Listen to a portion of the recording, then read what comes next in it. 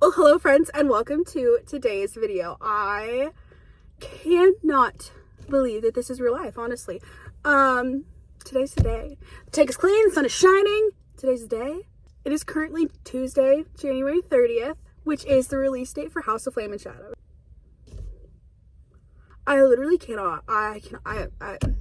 I have to say words if I'm gonna even pretend to get through this intro. I'm currently sitting in front of, if you can tell, Barnes & Noble. I got a front row parking spot, which just feels like, it just extra feels like it's gonna be a great day, right? Like, it can't be a bad day if I get a front row spot at Barnes. So last night, I sat down at about 11:15 to get through the prologue in chapter 1, and I got all cozy, started ready to download the chapters that have already been released. Then I got an email, precisely the moment that I sat down, that was thanking me for my order from Amazon.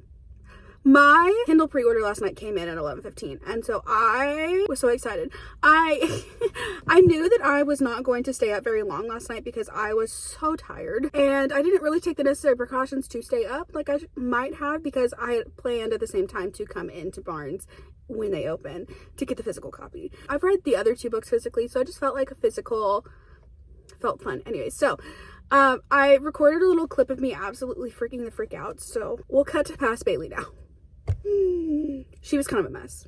I feel like I'm a little kid just waiting for Christmas. The absolute panic that just filled my body. I decided to sit down and start reading the prologue and chapter 1, and then I got an email. I know it's literally 45 minutes early, but 45 minutes early is... I am both absolutely terrified and so unbelievably ready, but at the same time, I'm not. Clearly, I'm talking as opposed to reading, because I'm so scared. In like 24 hours probably, because I bet I'm going to finish this very quickly. I'm going to be laughing at myself so hard. However, I'm not laughing at myself now. Anyways, good luck to everyone. I'm gonna start reading now. I cannot believe I just said that loud. So last night, after I finished freaking the frig out and I crashed from the pure adrenaline rush that was happening, I managed to get halfway through chapter 2 and I immediately passed the frig out. I was so tired. What I'm going to go do is I'm going to take you with me as I go buy my Barnes & Noble physical copy. I ordered the Walmart exclusive edition, but it won't be here until Thursday. So I'm going to get the Barnes & Noble today. I literally feel like this is such an out-of-body experience that I can't even begin to process words to describe what's about to happen.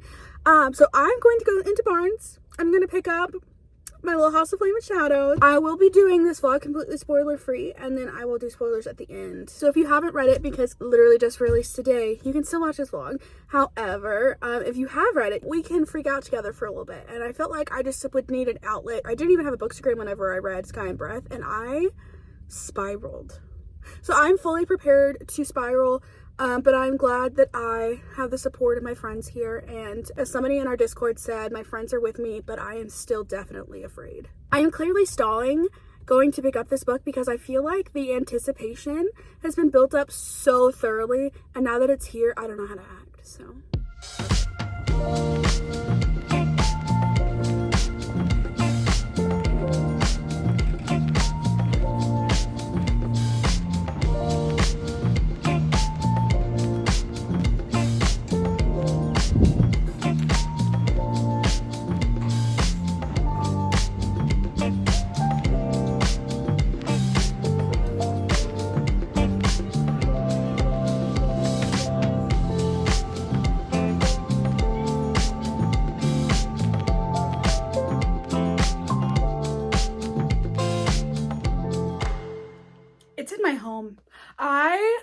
It's in my home. It's here. It's gonna go up on a shelf in a little bit. Wait, let's get the full effect, okay? I feel more alive than I've ever felt.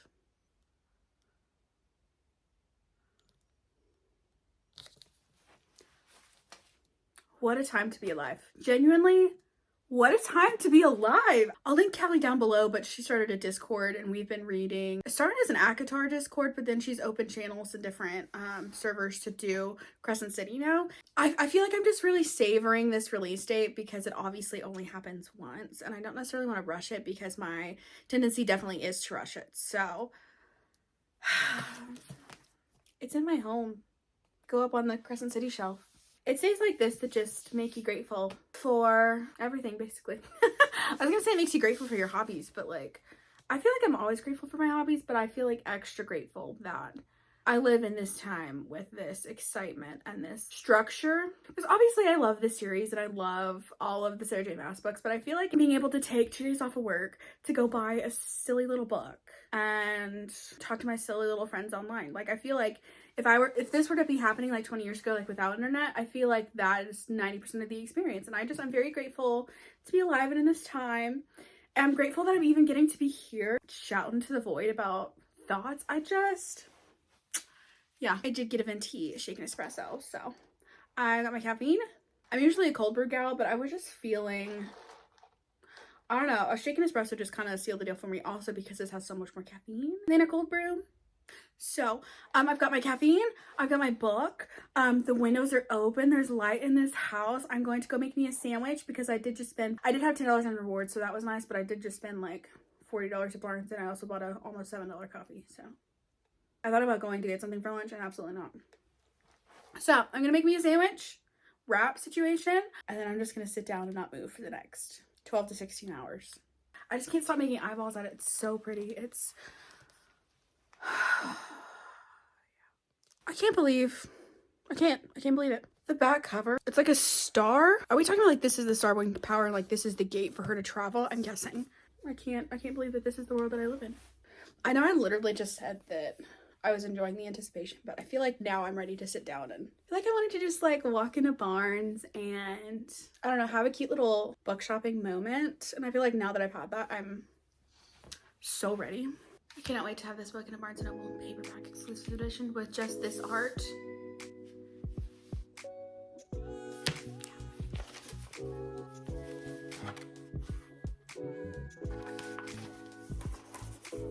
It's also interesting that the only map that we still have is the Crescent City map. This guy has literally not moved. Like I've not really moved either. Okay, bye. That's what I get for saying that he hasn't moved. I'm having a hard time staying focused at the moment for some reason. Let me switch this over. This is the oddest shadow, okay? House of Flame and Shadow. I'm officially on chapter 8. I feel like I'm finally enough like of the initial, I'm 99 pages in. I had a hard time actually sitting down and starting for some reason today because I felt like I just kept scrolling through Instagram and kept seeing everybody's posts about everything Flame and Shadow specific, so I just like kept scrolling versus actually reading. So I finally sat down and actually started reading, got over that initial anticipation hump, if you will.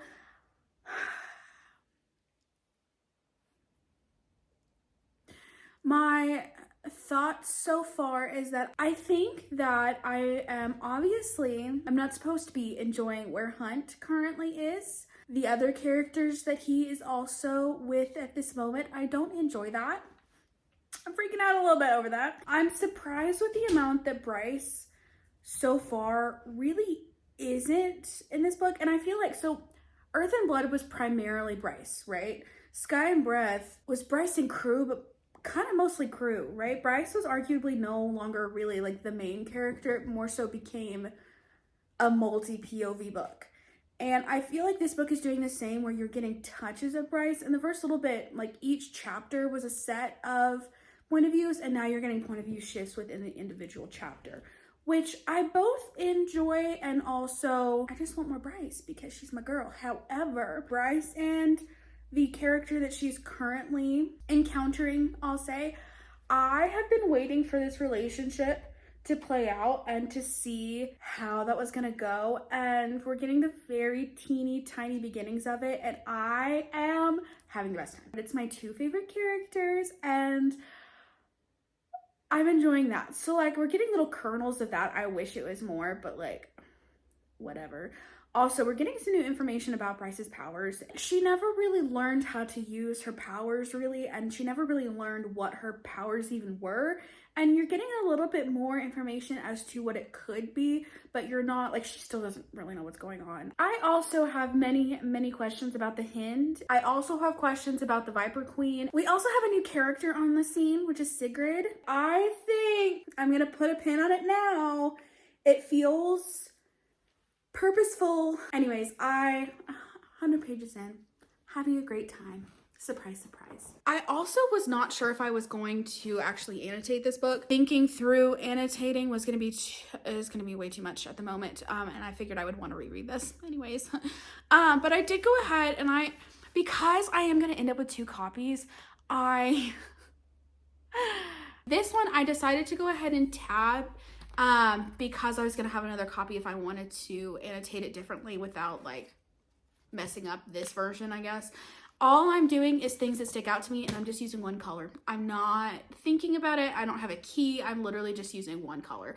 I have a couple of these cloth and paper tabs that I've had for a while. I used to be on their planner subscription service, but then also Fabled in Waco whenever I go. They had a couple of them, so I got these whenever I was traveling during the Iron Flame release, and I thought I might need some tabs, then I ended up not using them. But anyways, I have a couple of different colors, but they're all like shades of gray. There's a brown one and then there's a black one. So I'm literally just marking anything that stands out to me and anything that I feel like. And I feel like that A is going to like let me read a bit faster, but B, I feel like you just read things differently whenever you read them for the first time versus whenever you're actually annotating, and I don't really want to get myself hung up on annotating anything. So that's all. I'm having a good time and I cannot wait to keep having a good time. The way that I need caffeine right now is pretty aggressive.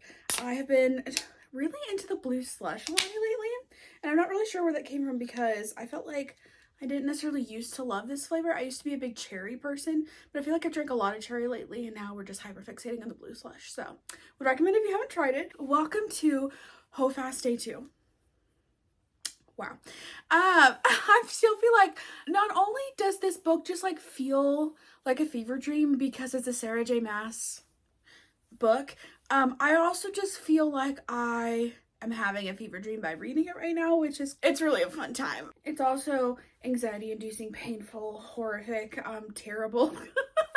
This book, I knew it was gonna be dark. With where Crescent City 2 left off, you figured that it had to be kind of dark for certain characters at least, and it did not fail in that regard, which part of me kind of appreciates because I feel like if we're going to go there with that storyline, it needed to be what it is. We're gonna leave off where we did. It needed to start off where it has so far. Last night, I stayed up until like 2:33 or so.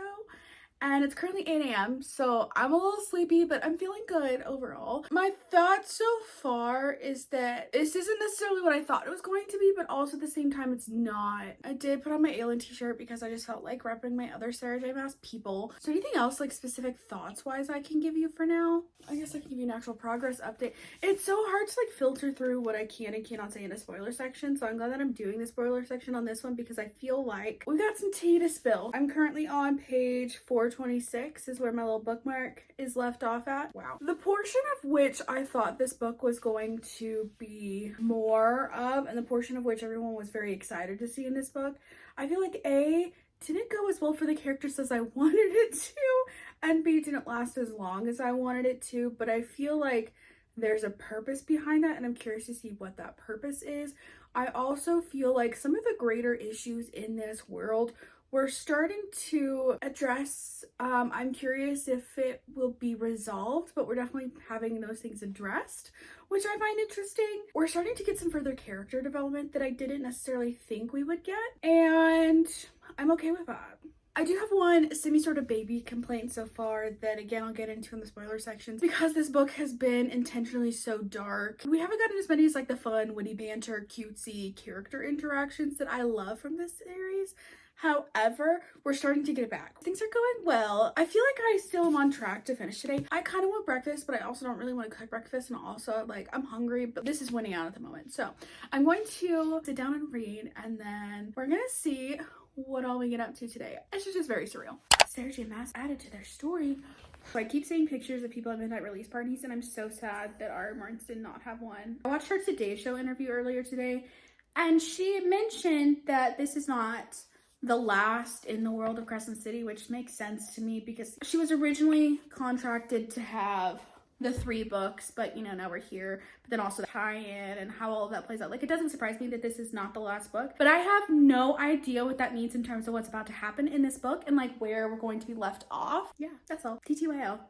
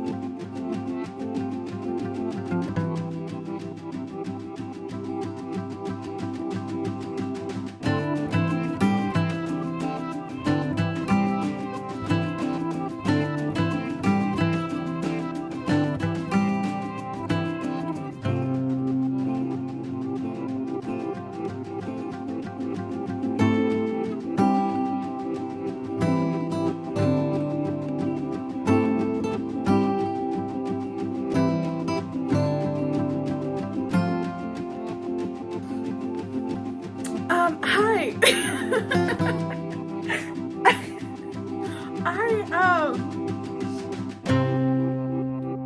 I don't even know what to say, honestly. Wow, there, you can see the dried tears on my shirt and also on my face and also in my soul, so that's cool. First and foremost, I'm going to have to fully wrap up all of my thoughts. Probably, I'm thinking I'm going to do a February reset video, at which point I'll be able to process some of the emotions that have just been ripped from my body. However, I'm just gonna say that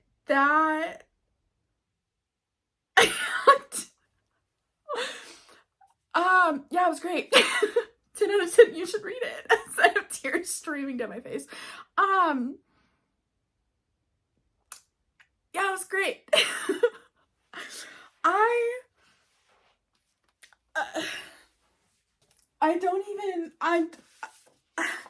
have yet to read the bonus chapters, and I probably will read the bonus chapters either later tonight or maybe even this weekend, but I think I'm at my maximum pain level at the moment, which is great. Would recommend you read this book. Is there anything that I can say about this that aren't spoilers? Other than this is great and you should read this book. I'm gonna be watching this in like a couple days and I'm just gonna be laughing at myself and how absolutely wrecked I am right now. But for now, hi, this is like 2 minutes post House of Flame and Shadow. You just saw my reactions. I'm so excited for you to also read it. I feel like this book was both satisfying. There are certain parts that weren't as satisfying as I wanted them to be, but ultimately, clearly it worked for me, so that's great. And yeah, you should read this. I'm gonna go ahead and jump to giving some spoilers, so if you aren't watching the spoilers for this video, thank you so much for watching. I hope you enjoy everything that this mess is. If you want to join this mess, A, subscribe, and B, read this book. If you've made it this far in the video, go ahead and leave a fire emoji because flame and shadow. And thanks so much for watching. I'll see you in the next one. We're going to be talking spoilers right now in 3, 2, 1. I obviously knew that Rune, Hunt, and Baxian were not going to be in a good place when we first meet them. And I also figured for a hot minute they would not be in a good place. I still have zero faith that Hunt is actually going to live. That's another theory, sidebar. However, the fact that they're getting tortured, right? It's a great time. Super great. The Hind, I have questions as to what she's doing because that's Rune, but she can't blow her cover, but like also it's Rune. The thing that I'm currently most excited about, Bryce has met Nesta. Which is, if you know me, I'm 100% a Nesta girly, and I believe Nesta is my favorite. So I just reread the ACOTAR series, right? I like ACOTAR. I feel like the reread of ACOTAR didn't hit as much as the first time rereading it, but I think that's also because I love Crescent City and Throne of Glass so much more now, honestly. And I also love Silver Flames. Now, I didn't reread Silver Flames. I'd wanted to and I ran out of time. However, Silver Flames, when I initially read it all, was my absolute favorite. Like, absolute favorite.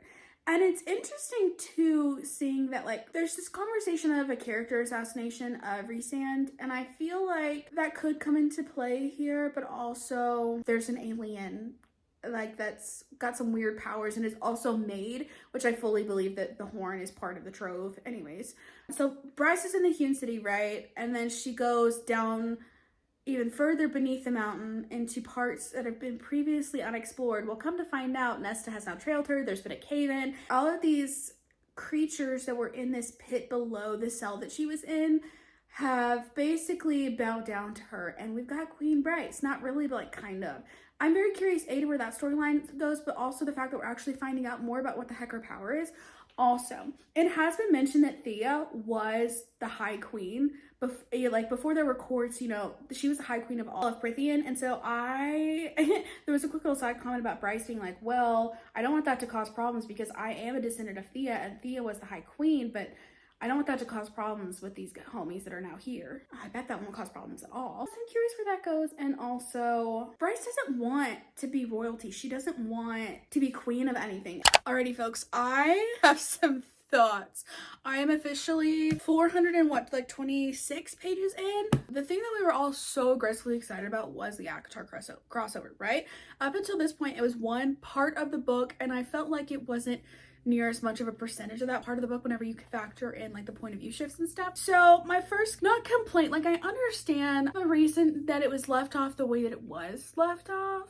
Makes sense to me, but so part of me is like kind of disappointed that it wasn't more, but like also makes sense. However, what I am slightly disappointed about was I just wanted Nesta and Bryce to be absolute best friends, and they kind of end up not really enemies, but like kind of enemies. They left off and I really thought it was going to be an enemy situation, and then a little bit later Bryce is thinking about, well, I guess she didn't outright try to kill me, so I guess we're not enemies, and I'm like, I wanted you to be best friends, so that doesn't count. So that's thought one. Thought two, can we talk about how this visual right here really scratches an itch in my brain, because I felt like that whole scene under the Hewn City would not have made any sense. Lydia's a mom.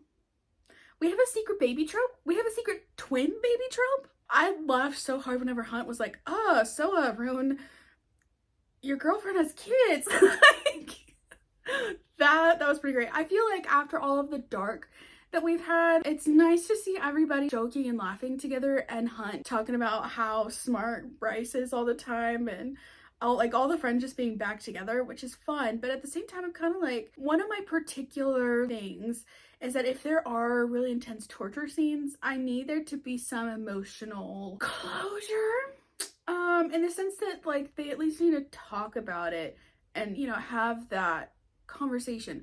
Up until this point, the conversation that Bryce and Hunt had were like, Hunt still feels guilty for not fighting their involvement with the Asteri again harder, and Bryce is like, it's literally not your fault, it's the Asteri's fault, and also you weren't the only one who was paid because I had to be away running around in this like weird alien world without knowing if you were even alive. And they both have valid arguments there, but I feel like they had an argument about it and not a reunion. They also have not had sex yet, which is kind of interesting because I'm curious if that's like on purpose or if that's just their slow burn weirdness. And I also feel like that because I did just read ACOWAR, and Reese and Faye are at it literally all of the time, an aggressive amount of the time, and Bryce and Hunt really are not as aggressive. However, I'm absolutely obsessed with the fact that Bryce has learned some really interesting things about her power in terms of like creating her own power. and like charging herself up. I'm intrigued. One of her biggest things is her dislike of the Fae and how archaic the rules are. The fact that she's literally not even allowed in certain places in Avalon is so gross, first of all. Second of all, I'm glad that we're actually tackling that. Is getting addressed in this book, I feel like is good, because if she wants to claim to be queen of the Fae, she can't be queen of the neighboring Fae if she doesn't even understand what her Fae homies over there are even about, you know? So I appreciate that that's happening. Also, I'm so conflicted with feeling so bad for Therian, but also being like, he has made some real crap decisions, and like we all have. I'm perfect personally. I can't even say that without laughing at myself, but I feel like he's definitely made some real crap decisions. I don't think he realized the depth of, like, he's never really had friends before. Also, Lydia just like masterminding that whole escape scene. It was aggressively alien coded and I love it. Jessica, I know a lot of people had theories about her being the second daughter of Thea, but it makes so much more sense knowing that she was a priestess who is trying to create a world in which those books are safe and which she is safe to no longer not age. Something else that I meant to mention earlier was that Therian, when he was going to be left behind on the submarine, I was so sad for him, and the fact that he just like escaped and went with his friends made me very excited, because I feel like that was kind of what his character was looking for, what needed to happen for him, because this whole time he's been very, I'm gonna make decisions on my own to try to get myself out of messes, and he keeps messing it up. So if he actually follows his friends, maybe it might work out for him. Did we ever circle back to the Wrigless and the others fix the harpy thing? Was that ever brought up again? I don't think so. Now we're gonna have a necromanced harpy running around. Jessica being so disrespectful of Hypaxia, because Hypaxia basically ran away and waited for the bad things to come, is interesting. Sergio Massa is really playing with all of these millions of characters we have, and we're not saying that this person's good, this person's good. We're saying this person is good, but also from another perspective, really not. And I find that so interesting. Like, Rhysand started off as the most perfect, the most beautiful, the most cunning High Lord, yada, yada, yada. And now Nesta has raised some questions about him, but now he's her brother. But at the same time, as a reader, you're like, what? And now in this book, you're getting a little bit more about Rhysand, and knowing that the comment was made about things had to change, and if this guy right here is so powerful, she didn't want to replace one High Kingship with another High King. And I find that so interesting in terms of the character of Rhysand, who we previously have like held on this pedestal, but now he's questionably potentially an overlord. I find that writing to be very compelling. I've seen some complaints about Sergio Maas writing a character that's just too smart for her to write, which, you know, she wrote Aelin, so like whatever. But I kind of get it.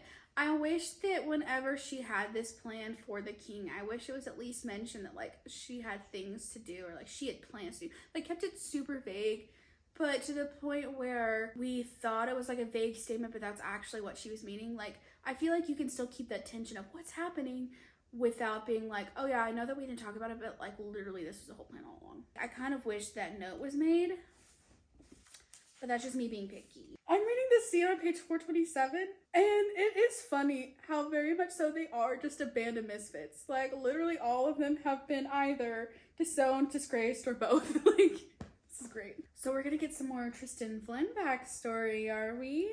So these supposed murder twins. What a sentence that is. So they're Daemati, right? No one's gonna be concerned really that they're Daemati. Hunt literally says that wasn't Hunt's top concern, not yet. I wish Bryce would have learned that on Prithian, that is indeed a concern. The King's Shadows, the murder twins, they felt different from Rune's Wilder demeanor. I think we're going to get some more information on the Shadows, because we're talking about how the King's Shadows and the murder twins, in all caps, murder twins, I cannot. They have, like, they feel different. The running joke of Bryce being like, well, I should leave a 5-star review on Yelp for any future visitors, for all my friends to come visit. And then, if you pitch this place as a luxury vacation, you're about to get a lot of 1-star reviews. Like, what? Those are the kind of, like, weird, funny, like, not goofy, but just like out of pocket quotes and things from, like, that's what made everybody fall in love with Earth and Blood, and the fact that we're coming back to that just makes me very happy. So the Daemati are actually not really an issue. So whenever Pharaoh learned how to guard against Rhysand, it was a big deal, right? This is not much of a big deal. Like, they're all just like, tell everybody to make a wall in their minds, and like, that's that. Are they just like not good Daemati? Also, why are there so many invisible specks of dirt and lint? Like, that's never really bothered me before, but I feel like because I just read ACOTAR, like, that's a Rhysand thing and that's cool, but now it's this face thing and this person's thing and this, like, it's kind of a lot. The hand saying I'd never had anyone to fight for me. This whole book is just a bunch of people who didn't have friends before suddenly become friends, and it's just so wholesome. Like, I mean, there's a lot of things that happen in this book that are not wholesome. However, all of these people that have some ish going on in their lives are all making friends and being there for each other when no one else has been before, and learning how to have friends, because especially in this world, that's actually harder than one would think it is, and I just find that interesting. It's really quite sweet. Oh my... Okay. First and foremost, Lahaba being killed off / Lahaba sacrificing herself will forever be the saddest moment that has ever happened to me in many, many books. The fact that you get the full circle moment of the 3 new sprites chilling at the new Griffin Antiquities. The Library Parthos is now being reformed again into the new Griffin Antiquities. Jessica sacrificed herself for Bryce. Bryce died. The Asteri are gone. The Fae royal bloodline's gone. Like, what? I was at maybe like 150 or so pages till the end, and I was like, this doesn't feel like, where's the battle? Where are the armies? Where's the war? Like, surely, given that a Crescent City 4 has more or less been announced, are we coming back to this world? What is happening? And then, everything wrapped up.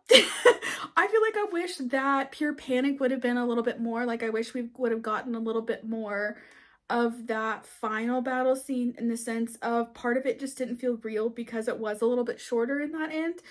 However, Rune and Lydia are mates. Rune and Lydia hate each other for a minute because Rune shot Lydia because Lydia was gonna go rush into battle when she wasn't ready to go save her children. Then they got an apartment together that has bunk beds for the twins to stay with them when they want to. Yeah, the Fae royal bloodline is over. They're gonna be, and my earlier guess was that if this book is the final battle, then everything else is gonna be like a civil war, like trying to figure out new government kind of situations, and apparently that's what's happening. But I do feel like this left off in a place, like, there's a ton of more information that could be developed around this world, but at the same time, nothing else has to be done. Like, this does stand alone as a complete conclusion to this series in that sense, and I refuse to believe that that's real. Like, I refuse to believe that this happened, that this occurred. You can tell I stopped tabbing. I was not spent. I was kind of struggling because I only have a handful left. And I mean, I have plenty left, but they were so few that they came off the little card that they were on, and it's taking me time to rip these suckers off and put it down. I was like, I'm not doing that anymore. Like, I have to know what's happening. I need to know what is happening. And now I know what happened. Yeah, so that's great. Lydia is descendant to the Galanthinius line officially. Whenever she named her son Bran, I had some questions, but then come to find out his name was Brannon, and she has super secret magical powers that she hasn't told anybody about this whole time. I wasn't sure that we were gonna get a Throne of Glass tie-in, but I was still kind of hoping out for it, clearly. And it kind of happened. It didn't really happen, like, it kind of happened, which I absolutely love, because that series and those characters have been through so much, they don't have to get involved into another freaking war. Speaking of other characters being involved in a war, Agasif never details the fact that the bargain tattoo between Nesta and the cauldron is an 8-pointed star. That plot line, where is that gonna go? So that's gonna be ACOTAR, what, 5, 6, whatever we're calling that number, depending on whatever the novella is. ACOTAR 5. The fact that Nesta got a hug from a mom, no. And we're back. I knew that I was gonna be a mess, but I wasn't really a mess as early on as I thought I might be. And then all of a sudden at the end, I was just hit left and right, and I'm gonna need a minute. I feel like so many of these couples, and it's like not the storyline, but really the couples and like the types of couples are so similar to previous couples, particularly like different Throne of Glass couples. And I'm not going to talk about those spoilers because I don't feel like you really need to know. And I will say officially, if you've read Throne of Glass, that's great. If you started it and you haven't finished it, I would go ahead and finish Throne of Glass before you start Crescent City if you haven't already. However, if you're holding on to Crescent City to read Throne of Glass, you don't have to. I would still recommend it, but you definitely don't have to. And I definitely feel like all you need from ACOTAR is what was like the end of chapter 53 and 54 in Silver Flames. I mean, obviously like knowing Hess's character, but as far as like if you truly wanted to go into these books without reading any other series, you can so far. Certain things aren't going to make as much sense, but you're not going to necessarily have anything particularly ruined for you unless you like don't want any information about the couples, because based on, if you just go read synopses of those books, it's going to tell you exactly who ends up together for the most part in ACOTAR, so like you're gonna know. So I would still say read ACOTAR and Throne of Glass before Crescent City if you can. However, you don't necessarily have to. I would, but you don't have to. Yeah, is there anything else I can even say about the utter...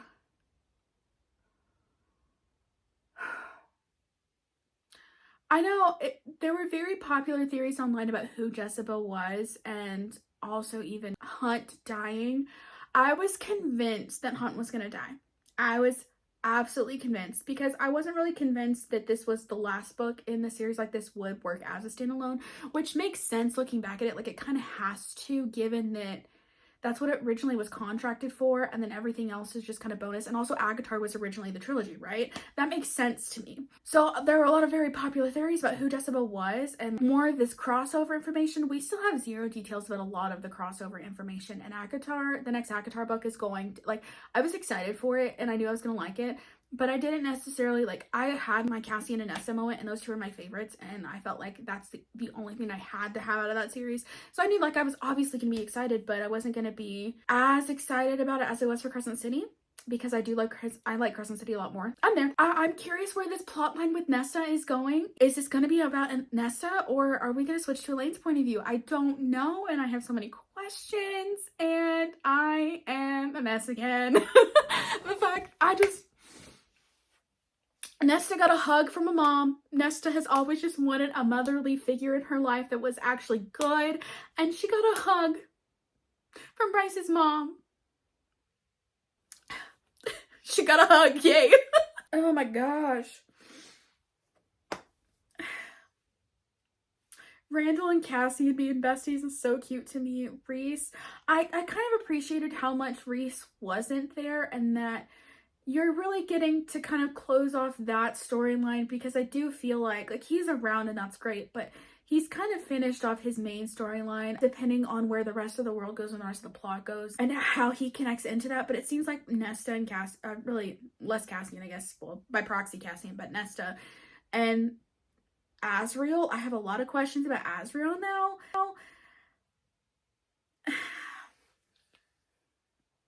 Oh my gosh. Ethan is now Prime. We didn't really get much information about where Sigrid went, but it kind of... Connor and the Pack of Devils officially giving their second light and making that into a bomb situation, and that was a weapon that officially took the Asteri out.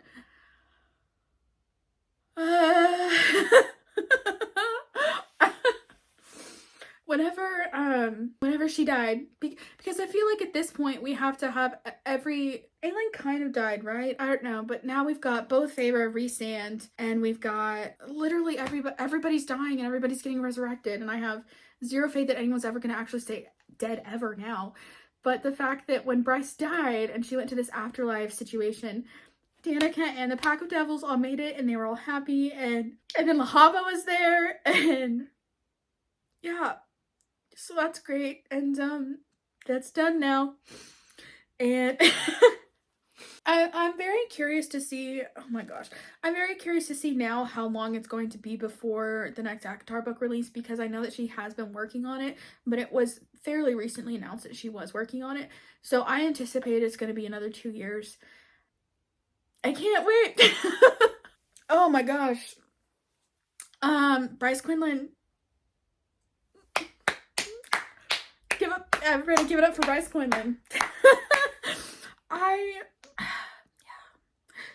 At this current moment, I don't think I could rank Throne of Glass and Crescent City in terms of like which is my favorite.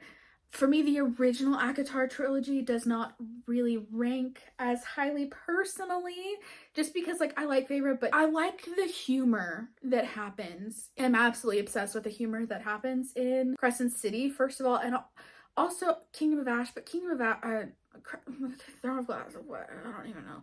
Throne of Glass is very complex and I love Throne of Glass. Crescent City, I love the humor. I keep talking about the Discord, but right whenever it was revealed who Hunt's dad was, I was like, wow, surprise, Shawty, you a test tube baby.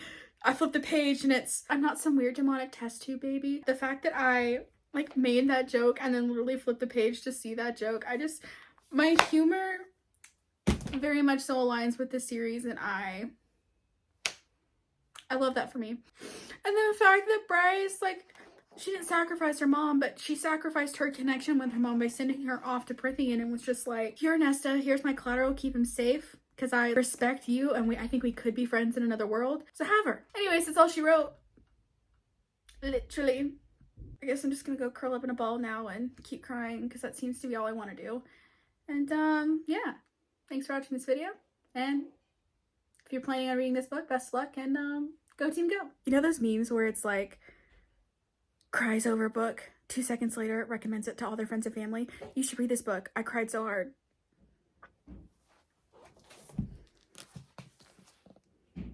You should read this book. I cried so hard. Hello friends, it has been a couple of days since I was emotionally and completely destroyed by House of Flame and Shadow. Now that I'm no longer an absolute sobbing mess, and it's been a couple days and I've had a little bit of a chance to compile a couple thoughts, I just wanted to quickly mention a couple things about this book and also put my official rating on this book. This is obviously going to be a 5-star for me. Surprise, surprise. However, I do just want to note that House of Earth and Blood is still forever going to be a 6-star book for me. This is a 5-star. So it's perfection, but not like absolute perfection, but it's perfection. I did mention while I was absolutely losing it, that this ending was both satisfying and also not satisfying in a couple ways. Not satisfying in the fact that like I expected the fight in between Hel and the Asteri to be a bit more epic. I expected it to be a bit larger. I felt like our villains were fairly easily killed off. I did also kind of mention previously that we've had just about every main character at some point die and then get resurrected. So when Bryce died, I knew, especially because I had just read ACOWAR, I knew that it wasn't going to last but for 2 seconds, and it in fact did not last for any longer than 2 seconds. So I guess really 3 complaints. One, that we're using the main characters killed off but then immediately resurrected trope situation again. Number 2 being final battle scene. We didn't get as much epicness out of that, whereas like you look at Kingdom of Ash and you got pages and pages and pages. Parts of this just didn't really feel like it was the final battle until the Asteri were pretty easily killed off, and that was that. And then the last thing, Bryce, I don't want to say that she was acting like a spoiled brat, but like a little bit. I get her argument that she needed Hunt to not be feeling all of this guilt and thinking that it was his fault when it wasn't his fault, and she needed him to be on her side, and not just because of Bryce, but because he wanted to be there. I understand that argument, and I totally respect that argument, and I agree with that argument. I don't, however, agree with how fast she made that decision almost against Hunt. He was just brutally tortured. I feel like we could have drawn that out just a little bit more. The last teeny complaint that I have is that, in particular, Aelin specifically in Throne of Glass makes a lot of off-screen plans that just kind of surprises the reader. I feel like that works for Bryce, but not as many times as it did, and I feel like tiny little plans could have been mentioned here and there. Certain times she was trying to recreate Aelin moments which I didn't love. Even including some of those complaints, I still absolutely love this book. It wrecked me. I bawled like a little baby. I will never not think about this book. I appreciate that some of the theories that we were all very certain of did not occur. There's still a lot of surprises in here, and I also feel like there's a lot of room and way for ACOTAR. And I think that's what bothered me about the epicness of this, if you will. The final battles didn't take up as many pages because we did spend so many pages developing this new storyline for ACOTAR. Regardless, I still love this series. I'm so sad it's over. I still recommend it to literally everyone ever. Thanks for coming along on this journey with me. If you've also read this book, leave a comment down below. How are you feeling? Are you okay? I hope you're okay. Leave a comment down below. Don't forget to like this video and to subscribe to my channel. And I hope you have a great rest of your day. Thanks for watching.